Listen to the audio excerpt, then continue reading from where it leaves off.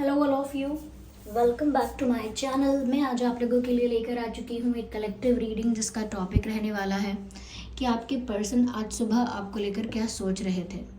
Okay, आज morning में उनकी क्या एनर्जी थी, क्या थॉट्स थे, कैसा उनका मूड था, हम ये जानने की कोशिश करेंगे। रीडिंग जनरल है, कलेक्टिव है, तो हो सकता है कि आपकी सिचुएशन के साथ कुछ परसेंट रेजोनेट करे, कुछ परसेंट ना करे। ओके, हो सकता है बिल्कुल ना करे। तो आप लोग ओपन माइंडेड होकर ये रीडिंग सुनिएगा, देखिएगा। ओके, ज़बरदस्ती अपने आप को रीडिंग में फिट इन करने की कोशिश मत कीजिएगा। जितना आपके साथ रेजोनेट करता है सिर्फ उतना ही एक्सेप्ट कीजिएगा, क्योंकि ये रीडिंग जनरल रीडिंग है, कलेक्टिव रीडिंग है। तो हो सकता है कि कुछ मैसेजेस आपके साथ रिलेट करें, कुछ ना करें, क्योंकि ये सभी के लिए है। रीडिंग टाइमलेस है। जब भी आप इस वीडियो को देख रहे हैं यह आपके साथ रेजोनेट कर सकता है, क्योंकि जो मैसेज आपको जब मिलना चाहिए, जब आप तक पहुंचना चाहिए, वो तभी आप तक पहुंचता है। रीडिंग हर उम्र के व्यक्ति के लिए है। ओके, कोई भी उम्र है, कोई भी ज़ोडिएक साइन है, आप ये रीडिंग देख सकते हैं। आइए चलिए रीडिंग स्टार्ट करते हैं। चलिए देखते हैं। Okay, I need one card at one time.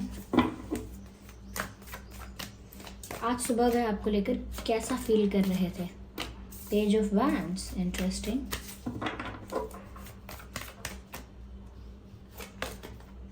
Two of swords, five of cups,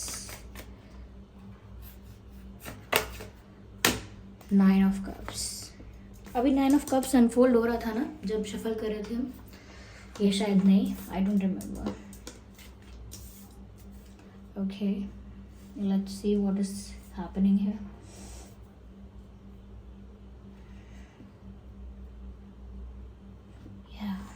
I hope this cards are visible to you.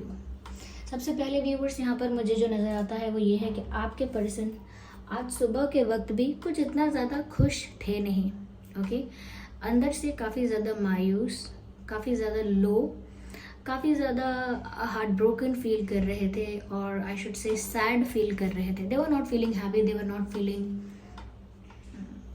Not feeling excited for the morning. वो खुश नहीं थे।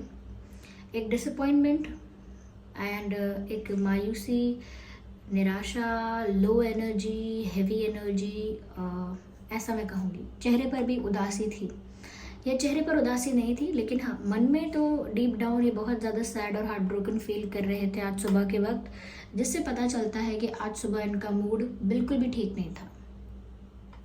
यस, लेकिन ये पर्सन जो है ये थोड़े से मुझे प्राउड ही लग रहे हैं। सॉरी टू से, हो सकता है ये आपके पर्सन की रीडिंग ना हो, लेकिन जो मुझे रीडिंग यहाँ दिख रही है, जैसा मुझे कार्ड्स में दिखता है, मुझे वो एनर्जी भी चैनल करनी होती है, वो मैसेजेस भी कन्वे करने होते हैं, तो इसीलिए मेरा कुछ पर्सनल नहीं है इसमें। ओके, ये तो बस जो है वो मैं बता रही हूँ। हो सकता है ये आपके पर्सन के साथ रेजोनेट ना करे, लेकिन ये जो इंसान है जिसके लिए आप ये रीडिंग देख रहे हैं, ये इंसान थोड़ा सा मुझे प्राउडी, थोड़ा सा ईगोइस्टिक और एटीट्यूड वाला व्यक्ति लग रहा है या लग रही हैं।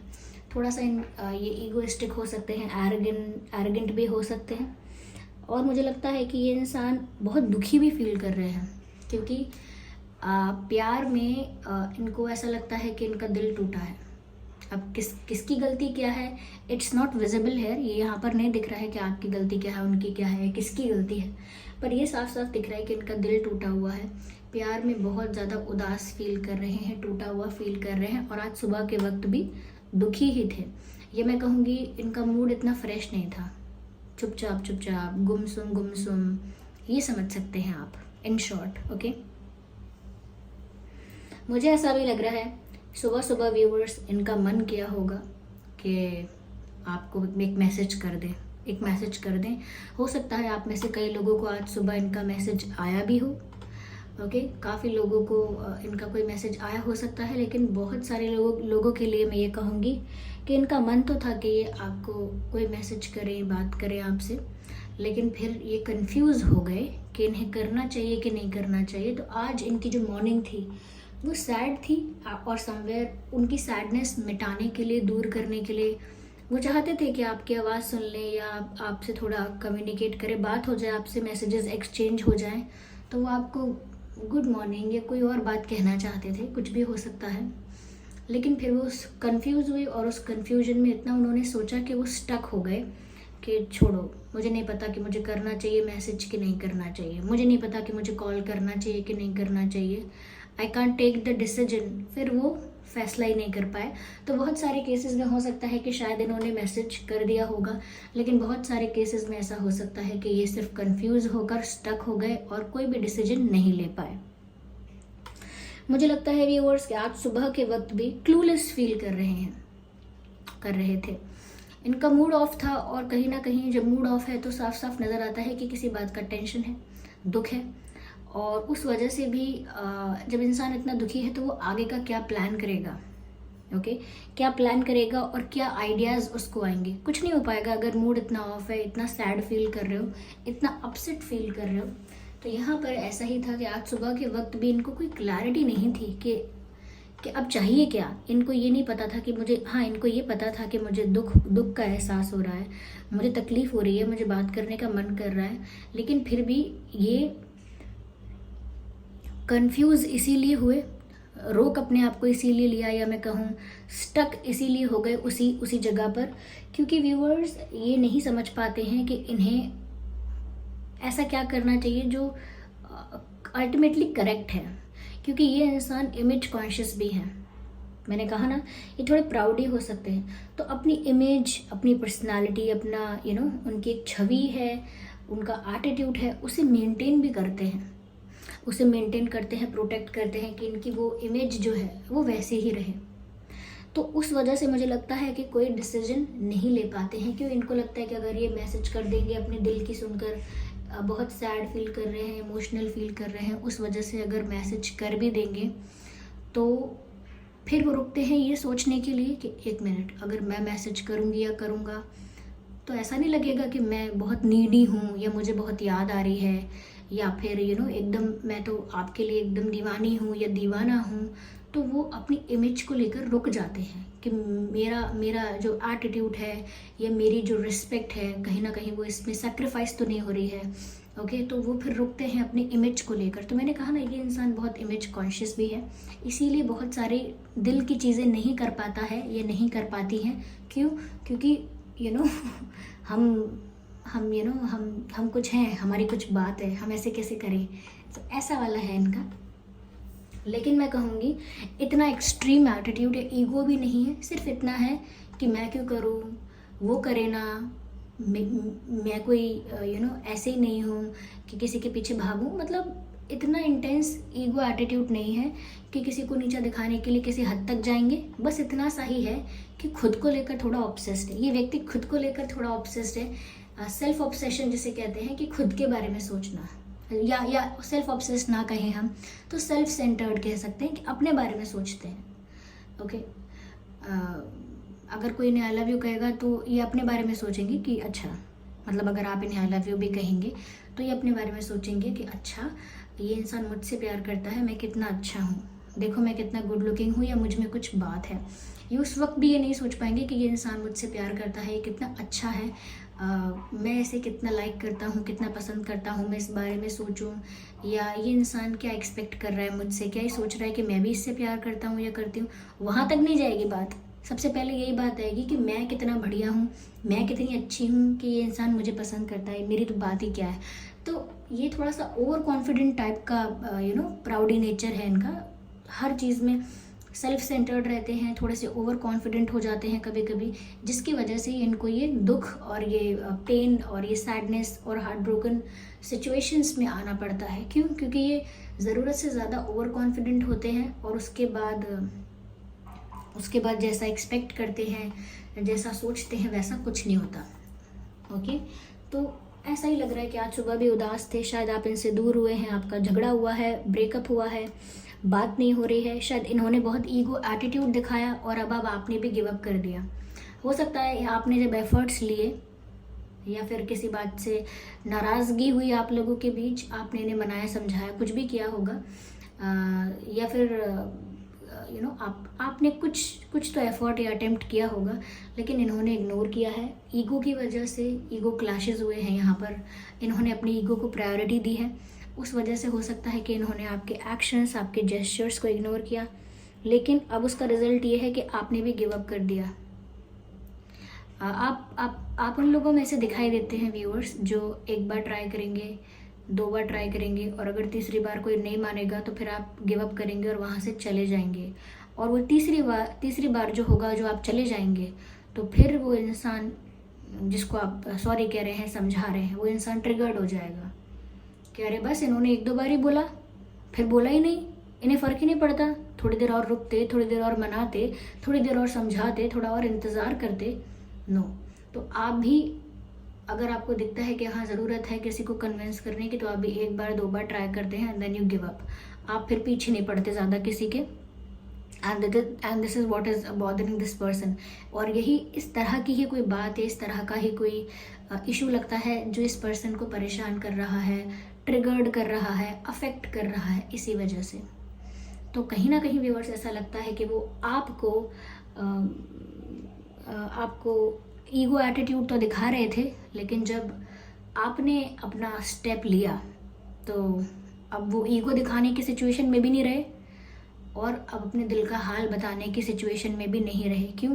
क्योंकि पहले तो 1-2 बार जब नहीं माने तो अपनी ईगो को प्रायोरिटी दी इन्होंने, और अपनी ईगो को प्रायोरिटी दी, 1-2 बार नहीं माने, एक एग्जाम्पल दे रही हूँ मैं, अपनी ईगो को प्रायोरिटी दी पहले इन्होंने, और फिर जब आपने गिव अप कर दिया तब ईगो को तो अब मेंटेन करना ही पड़ेगा, क्योंकि प्रायोरिटी ईगो को दी थी। तो अब ये तो बोल नहीं सकते कि मैं बहुत दुखी हूँ, आपके बिना वापस आ जाइए, ये नहीं बोल सकते। प्रायोरिटी अगर ईगो को दी है तो उसे मेंटेन करना पड़ेगा। And then the other thing is that कि उसके बाद भी अब जो इनको निराशा महसूस हो रही है, उसको लेकर ये भी कोई डिसीजन नहीं ले सकती। क्यों? क्योंकि इनके पास डिसीजन लेने की पावर जब थी तब इन्होंने नहीं लिया। और अब अगर ये कुछ ऐसा एक्शन लेते हैं जो इमोशनल है, लविंग है, कोई लविंग जेस्चर करते हैं, कुछ ऐसा जेस्चर करते हैं जो रोमांटिक है, ओके, आउट ऑफ इमोशंस है, तो फिर इनको लगेगा कि वही हुआ कि मैंने फिर एंड में एक तरह से अप्रोच कर लिया सामने से जाके, या फर्स्ट स्टेप फिर मैंने ही ले लिया अगर ये नहीं आए मनाने तो उसमें इनकी इमेज कितनी अफेक्ट होगी कि पहले ये एटीट्यूड दिखा रहे थे, फिर बाद में इनको बहुत बुरा लग रहा है, हर्ट हो रहा है, तकलीफ हो रही है आपके बिना व्यूअर्स, तो फिर ये कैसे भी आपके पास आ गए। तो इसीलिए ये कंफ्यूज हो जाते हैं और रुक जाते हैं कि मुझे ऐसा नहीं करना है, मुझे अपनी इमेज को प्रोटेक्ट करना है, चाहे मुझे अंदर से कितना भी बुरा लगे, I am going to protect my image or my attitude or whatever it is। तो इसीलिए आज सुबह भी बन के दिखा रहे थे कि I am all fine, I am all good, it's all cool. होता रहता है ऐसा, बड़े बड़े शहरों में छोटी छोटी बातें होती रहती हैं, मुझे बिल्कुल बॉदर नहीं करती हैं, मैं बिल्कुल अफेक्ट नहीं होता हूँ या नहीं होती हूँ, मैं तो इन्जॉय करूँगा, अपनी लाइफ इन्जॉय करूँगी, ये करूँगा वो करूँगी। ज़्यादा खुशी दिखाने की कोशिश करना। नॉर्मली कोई इंसान जितना फाइन होता है, जितना नॉर्मली जिस खुशी में होता है उससे कई ज़्यादा खुशी एक्सप्रेस करने की कोशिश करना, उससे कई ज़्यादा खुशी दिखाने की कोशिश करना, ओके। तो वो एक्स्ट्रा दिखाने की कोशिश क्यों करना? क्योंकि वो जो रियल पेन है उसको हाइड करने के लिए एक्स्ट्रा हैप्पीनेस दिखानी पड़ेगी। जो इंसान अपनी उदासी छुपाता है वो ज़्यादा मुस्कुराता है, ज़्यादा हंस के दिखाता है, ताकि सब कन्विंस हो जाए कि मैं तो बहुत खुश हूँ। लेकिन जब वो इतना ओवर स्माइल करता है या ओवर लाफ करता है, समझ में आ जाता है कि क्या गम है जिसको छुपा रहे हो तुम क्या बोलते हैं, क्या लिरिक्स हैं, तुम इतना जो मुस्कुरा रहे हो, क्या गम है जिसको छुपा रहे हो, फिर वो वाला केस हो जाता है। तो यहाँ पर इनके साथ यही ओवर एक्साइटेड, ओवर हैप्पी दिखा रहे हैं अपने आप को टू मेक अदर्स फील कि ये बहुत खुश हैं, लेकिन उसी एक्साइटमेंट और उसी ओवर रिएक्शन से पता चल रहा है कि कितने अफेक्टेड हैं या कितनी अफेक्टेड हैं। This person is good looking, I can see that. तभी थोड़ा सा इनको ईगो एटीट्यूड का इशू है, ओके। ये इंसान गुड लुकिंग है and the sad part is कि इनको पता है कि गुड लुकिंग है। जब आपको ज़्यादा कॉम्प्लीमेंट्स मिल जाते हैं, ज़्यादा अटेंशन मिल जाती है, तो आपको पता चल जाता है कि हम अच्छे दिखते हैं या हमें कोई बात है अच्छी, फिर आप उस चीज़ को पकड़ के बैठ जाते हैं कि बस यही तो बात है, इसी से तो सब कुछ होगा। वो फिर गलत एटीट्यूड है। इन्होंने भी कहीं ना कहीं अपने लुक्स को या अपने अपनी पर्सनालिटी को, लुक्स को लेकर ज़्यादा ही कुछ सीरियस हो गए कि ये चीज़ बहुत बढ़िया है मेरे पास, इसी की वजह से सब अट्रैक्ट होंगे मेरे लिए एंड ऑल दैट। तो ये इंसान गुड लुकिंग है। आई मस्ट से इनका फैशन सेंस, ड्रेसिंग सेंस भी अच्छा होगा। अगर ड्रेसिंग सेंस कोई बहुत एक्स्ट्रा नहीं है, बहुत कैजुअल ड्रेसिंग करते हैं तो भी वो बहुत कूल लगते हैं या लगती हैं, बहुत सिंपल भी रहते हैं तो भी बहुत ज़्यादा कूल और क्लासी वाइब्स आते हैं इनसे। तो इस टाइप का इनका लुक है जो कि एडमायरेबल है। ओके, साथ ही साथ यहाँ पर ऐसा लगता है कि इन्होंने लाइफ में आसानी से बहुत लोगों का अटेंशन पाया है। इन्होंने बहुत लोगों के प्रपोजल्स भी पाए हैं, यानी कि बहुत लोगों ने इनको अप्रोच किया है। ओके, तो मुझे लगता है कि इन्होंने लाइफ में काफ़ी प्यार पाया है। घर पर भी इनको काफ़ी प्यार मिला हो सकता है। ये भी हो सकता है कि भाई बहनों में इनके ये जो सिबलिंग्स हैं, आप जिस पर्सन के लिए देख रहे हैं, हो सकता है ये अपनी फैमिली में भाई बहनों में सबसे छोटे हैं। ओके, छोटे नहीं हैं तो सबसे बड़े हो सकते हैं, क्योंकि कई बार ऐसा होता है सबसे बड़े इंसान को भी काफ़ी लाड़ प्यार मिलता है और छोटे वाले व्यक्ति को भी ज़्यादा लाड़ प्यार मिलता है। तो मुझे ऐसा लगता है कि इनको ऐसे ही पैम्पर्ड करके रखा गया है। इनके ग्रैंड पेरेंट्स के साथ इनका अटैचमेंट ज़्यादा हो सकता है। आई डोंट नो मुझे ऐसा मैसेज क्यों फील हुआ है यहाँ पर, लेकिन अगर इनके ग्रैंड पेरेंट्स हैं तो उनके साथ इनका काफ़ी अटैचमेंट हो सकता है। तो ये इंसान एक पैम्पर्ड चाइल्ड है। ओके, और now they are crying deep inside but they can not do about it, they can not do anything about it. That's why they are just sitting like they don't need anything. वो इस तरह से ही हाथ पे हाथ रख के बैठे हैं जैसे इन्हें किसी चीज़ की ज़रूरत नहीं है। They are all okay but deep down this is the situation. They are sad but this is how they pretend. ये ऐसे दिखाते हैं जैसे 9 of Cups की तरह। What they have everything, they are satisfied and happy and they are sitting in a throne और they don't need anything else. So they are fine in their position which is something which is they are trying to pretend. That's not the reality. Reality is this, and this is the overconfidence. So, because they look good and they get attention. Maybe still they are getting attention, but they are not into that. अगर उनको अभी भी attention मिल रहा है, हो सकता है उनको attention अभी भी मिल रहा है, लेकिन फिर भी वो अभी कोई उनको attention दे रहा है तो उसमें ये इतना ज़्यादा ध्यान नहीं दे रहे हैं। Okay. दिस पर्सन सबके लिए नहीं, लेकिन ये इंसान थोड़ा सा अटेंशन सीकर हो सकता है, नॉट फॉर एवरीवन। ओके, मुझे ऐसा लग रहा है व्यूअर्स, ये इंसान ये भी सोच रहा है कि उनके साथ जो हो रहा है वो डिजर्व नहीं करते हैं ऐसा। Okay, they want another chance. Okay, just let me see. या this person is cute. Okay, they are not that bad, they are not bad at heart. Okay, दिल के बुरे नहीं लगते हैं। Okay. I don't know ये girl है, mail है, फीमेल है, कौन है, but I find this person very cute because ये अपने ही दिल में, अपने ही मन में उलझ रहे हैं, अपने ही आप से लड़ रहे हैं। ओके, व्यूअर्स, ऐसा लगता है कि ये ऐसा भी सोच रहे हैं कि मेरे साथ जो हो रहा है ना, ऐसा नहीं होना चाहिए था, मैं ऐसा डिज़र्व नहीं करता, मैं ऐसा डिज़र्व नहीं करती।